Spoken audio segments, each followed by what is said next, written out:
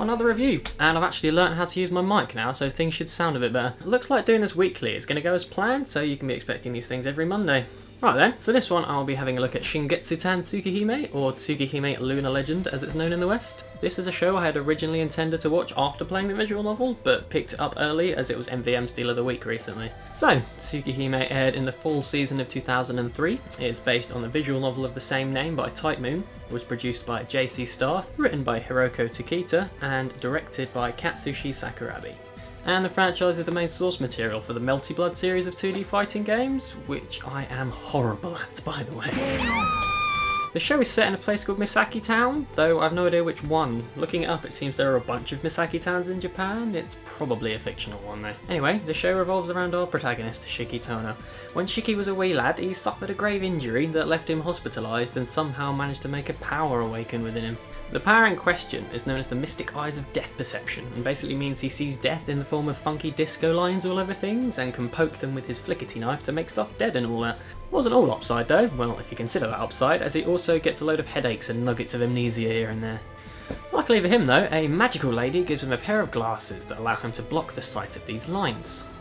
After all this goes down, Shiki is exiled to a branch section of his family, and the story starts up 8 years on when he is invited back to the main household by his sister, Akiha. So as the story starts up, Shiki is currently in his second year of high school and living a fairly normal existence. He's feeling a bit out of place adjusting to his sister's upper class lifestyle, but life is fairly event free for the guy.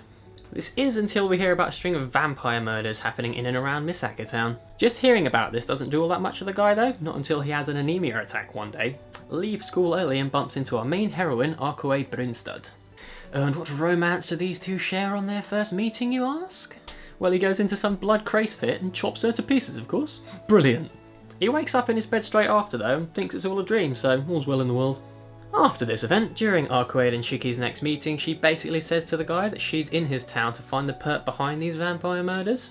She herself is vampire, a true ancestor to be precise, and has lost a bunch of her power healing herself after Shiki maimed her.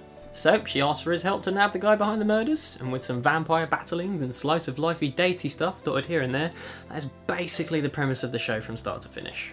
Very simple there. The show certainly shies away from what a lot of visual novel adaptations do, whereby it doesn't try to cram in as many random key event flags from as many routes in the game as possible. This does leave some of the other key heroines from the novel feeling basically irrelevant at times throughout the show, but that's only really going to be an issue if you have a problem with Arcade, or a particular liking for one of the others. I generally prefer this approach too.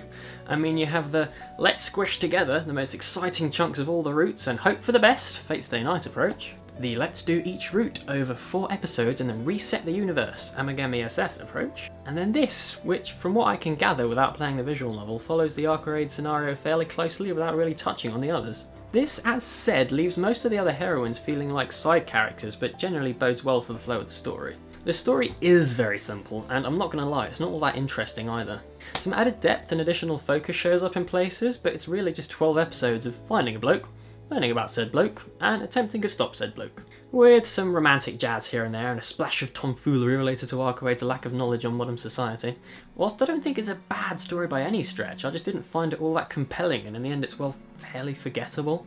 Seeing as Lunar Legend does follow Arcade's route, and her face is on the box, and all the promo art, and this playmat I have, and the game.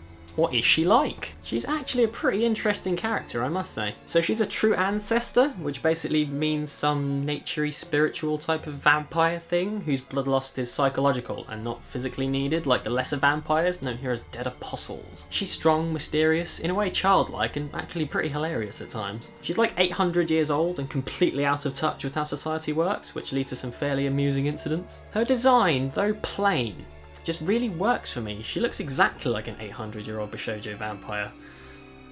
Only not at all, really. Good character. And what is a show without its protagonist there? Shiki is certainly less interesting than Arcade, but a decent lead, I must say. He's a fairly sheltered guy, and due to his brush with death, has ideals based around being happy with the time he has, without being all that worried about dying. He rarely acts serious around his chums, and just does his thing, really. And he seems pretty dependable, and isn't an asshole, which is a plus. I do need to mention, the guy is a complete freak though. I mean, what kind of a human being sleeps with his glasses on? That makes no sense at all, I swear it's not even possible. Like, I love glasses. I think every human being is more attractive if they are wearing them. But I don't sleep in the damn things! Okay. Now, excluding the troublesome bugger Shiki and Arcade are searching for, there are basically only 2 other characters with any real impact on the story. Aki Hatono is Shiki's sister, and fairly controlling of the guy. She has an issue with him leaving the house without her permission and is basically always on his case.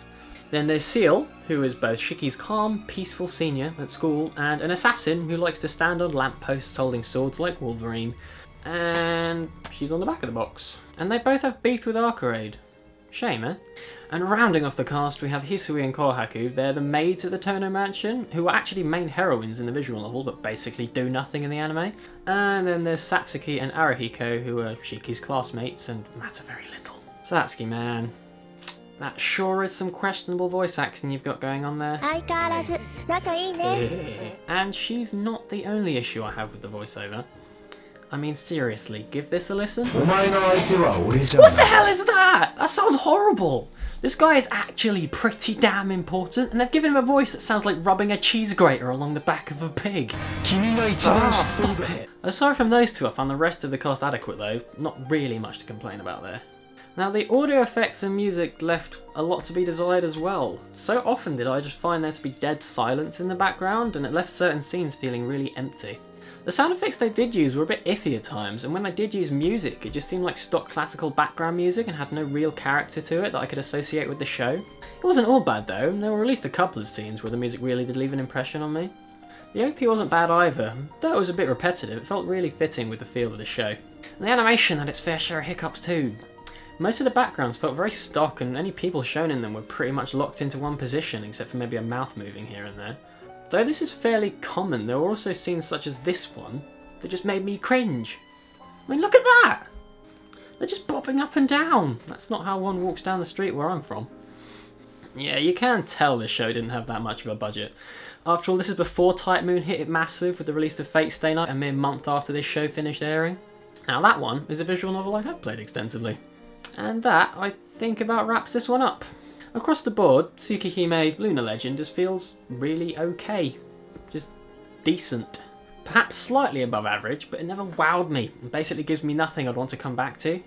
If I were to review it in one word, or one sound rather, I'd probably go like this. Eh. I'd still be interested in picking up the visual novel sometime though, as I'd really like to see a bit more of those underdeveloped heroines. So I think the only score I can really give this is a flat 60%. To me, it lacks the content to go beyond that, and well, apart from what I mentioned, there's nothing really wrong with it to be given less. Arcade was great, and there were a couple of more memorable scenes and character interactions that I really did enjoy, but overall I just felt really underwhelmed. That may just be me though. I think if you're up for a nice short supernatural romance drama, then this could be just what you're looking for. I, however, don't think I'll have the urge to watch it again anytime soon. So, in the UK, Tsukihime Lunar Legend is licensed by MVM Entertainment and can be purchased direct from them at the link down below. And in the US, it is licensed by Sentai Filmworks. That's about all for today, so see you next week.